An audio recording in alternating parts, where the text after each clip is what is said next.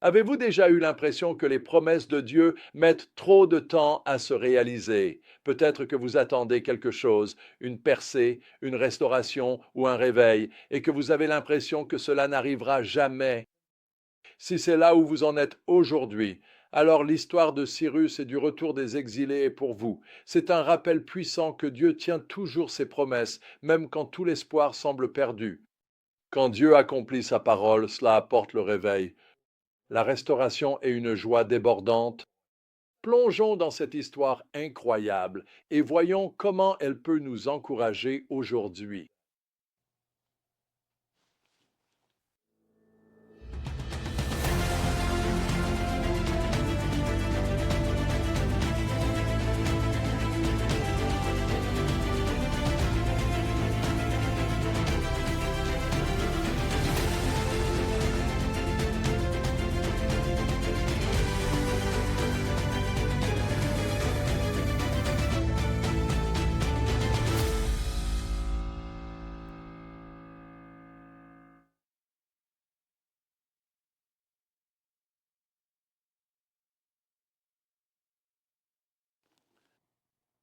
L'histoire commence avec un roi nommé Cyrus.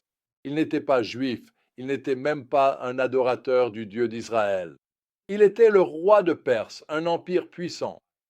Mais voici ce qui est extraordinaire.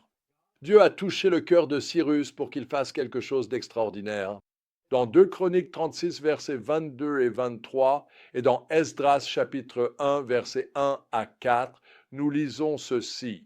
Cyrus a publié un décret permettant aux exilés juifs de retourner à Jérusalem et de reconstruire le temple. Ce n'était pas simplement un acte de bonté aléatoire, c'était l'accomplissement d'une promesse que Dieu avait faite par l'intermédiaire du prophète Jérémie des décennies plus tôt. Dieu avait dit qu'après 70 ans d'exil, son peuple retournerait sur sa terre. Et voilà que cela se produisait exactement comme il l'avait annoncé. Cyrus ne s'est pas contenté de laisser partir le peuple, il les a encouragés à partir. Il a même rendu les objets sacrés du temple qui avaient été volés par Nabuchodonosor lors de la destruction de Jérusalem. Pouvez-vous imaginer la scène? Après des années de captivité, les Juifs étaient enfin libres de rentrer chez eux. Et non seulement cela, mais leurs voisins les ont soutenus, leur donnant de l'argent, de l'or, du bétail et des provisions pour le voyage. C'était la main de Dieu à l'œuvre, touchant les cœurs et pourvoyant aux besoins de son peuple d'une manière qu'il n'aurait jamais pu imaginer. Mais ne passons pas à côté du cœur de cet événement. Il ne s'agissait pas seulement d'un retour physique à Jérusalem, il s'agissait d'un renouveau spirituel. Les psaumes l'expriment magnifiquement. Dans le psaume 85, le psalmiste s'écrie: Ne nous rendras-tu pas la vie afin que ton peuple se réjouisse en toi? Fais-nous voir ta bonté, Seigneur, et accorde-nous ton salut. Psaume 85, versets 6 et 7. Et dans le psaume 126, nous voyons la joie qui vient lorsque Dieu restaure son peuple. Il est écrit: Quand l'Éternel ramena les captifs de Sion, nous étions comme ceux qui font un rêve. Nos bouches étaient remplies de rire et nos langues de chants de joie. Psaume 126, versets 1 et 2. Lorsque Dieu accomplit sa promesse, cela apporte le réveil. Et avec le réveil vient une grande joie.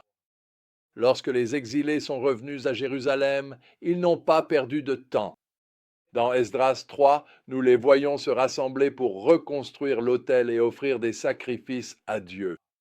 Ils ont célébré la fête des tabernacles comme la loi de Moïse le commandait.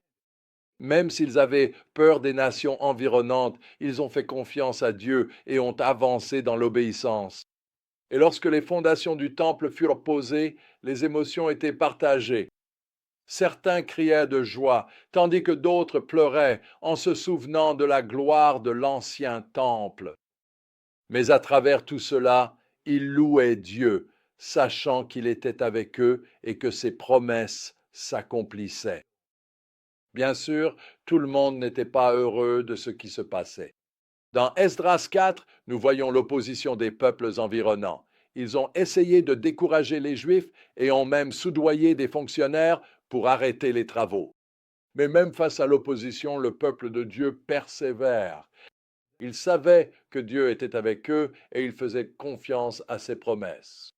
Alors, comment pouvons-nous appliquer ces vérités aujourd'hui? D'abord, nous devons nous rappeler que Dieu tient toujours ses promesses.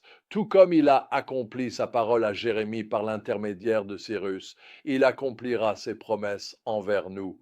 Cela ne se produira peut-être pas selon notre calendrier et cela ne ressemblera peut-être pas à ce que nous attendions. Dieu est fidèle. L'une des grandes qualités de caractère dont cette génération a besoin est la patience.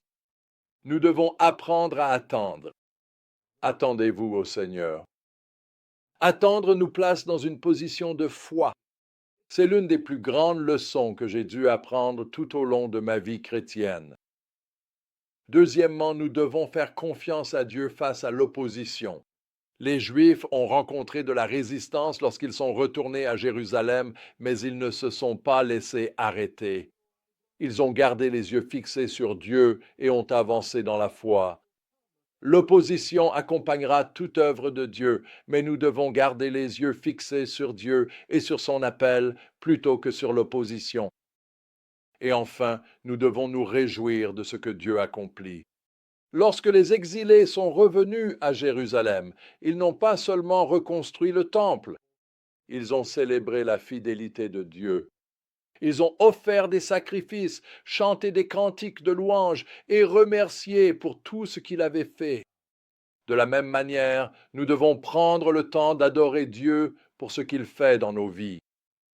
L'histoire de Cyrus et du retour des exilés est un rappel puissant que Dieu agit toujours, même lorsque nous ne pouvons pas le voir. Il est fidèle à ses promesses et lorsqu'il les accomplit, même de façon cachée. Cela apporte le réveil, la restauration et la joie. Alors si tu attends que Dieu agisse dans ta vie, prends courage. Tout comme il a agi dans le cœur de Cyrus, il peut agir dans ta situation. Fais confiance à son timing. Restez ferme face à l'opposition et célèbre sa fidélité. Car lorsque Dieu ranime son peuple, la joie inondera nos âmes.